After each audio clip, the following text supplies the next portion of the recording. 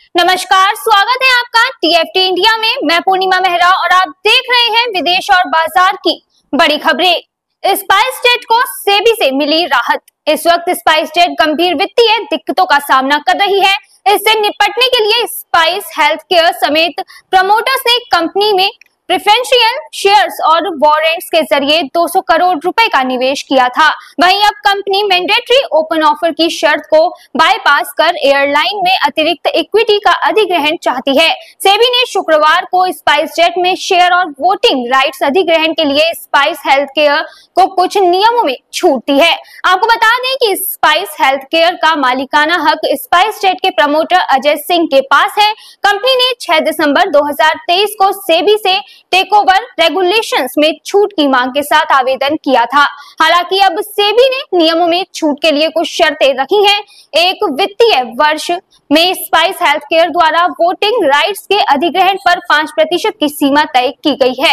Warrant के conversion द्वारा हासिल शेयर्स का लॉक इन पीरियड 24 महीने के लिए होगा। स्पाइस हेल्थकेयर को SEBI listing obligation and disclosure requirement regulation 2015 का पालन सुनिश्चित करना होगा और साथ ही न्यूनतम पब्लिक शेयर होल्डिंग 25% बरकरार रखनी होगी। अधिग्रहण पूरा होने के 21 दिन के भीतर स्पाइस हेल्थकेयर को सेबी में रिपोर्ट करना होगा। सेबी चीफ माधवी बुश ने कांग्रेस के आरोपों को नकारा। कांग्रेस ने अपने आरोपों में कहा था कि सेबी चीफ का ऐसी फर्म में 99% हिस्सेदारी रही है जिसने महिंद्रा एंड महिंद्रा ग्रुप को कंसल्टेंसी सर्विसेज उपलब्ध करवाई हैं। बदले में कंपनी ने उनके पति को 4.78 करोड़ रुपए दिए, जबकि इस दौरान सेबी चीफ इसी ग्रुप से जुड़े केसों की सुनवाई कर रही थी, जिस पर अब सेबी चेयरमैन माधवी बुश ने अपने पति धवल बुश के साथ शुक्रवार को एक स्टेटमेंट जारी कर अपने खिलाफ लगाए गए आरोपों का खंडन किया है।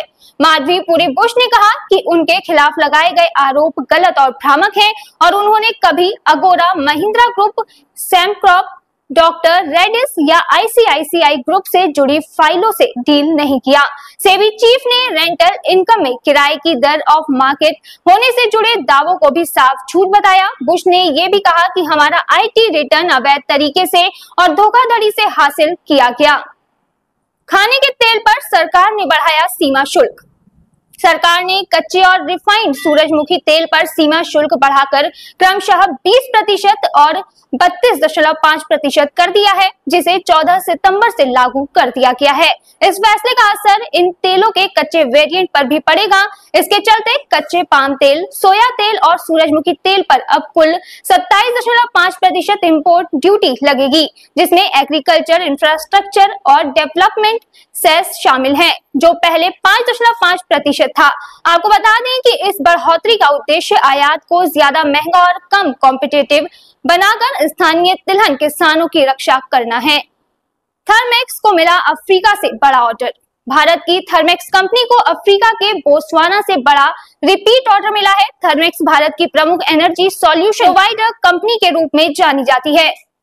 इस वक्त थर्मेक्स भारत, यूरोप और दक्षिण पूर्व एशिया में 14 मैन्युफैक्चरिंग फैसिलिटी को ऑपरेट कर रही है। इसके साथ ही कंपनी की देश और विदेश में 43 सब्सिडियरीज हैं। वहीं अब थर्मेक्स को ये ऑर्डर 516 करोड़ रुपए का है, जिसके तहत बोत्सवाना में 600 मेगावाट का ग्रीनफील्ड एनर्जी प्रोजेक्ट स्थापित किया जाएगा। इस कंपनी ने शनिवार को इस ऑर्डर की जानकारी दी है। कंपनी ने शेयर बाजार को भेजी जानकारी में कहा कि उसकी पूर्ण स्वामित्व वाली subsidiary Thermax Babcock and Wilcox energy solution limited यानी TBWES को 516 करोड़ रुपए का रिपीट ऑर्डर मिला है।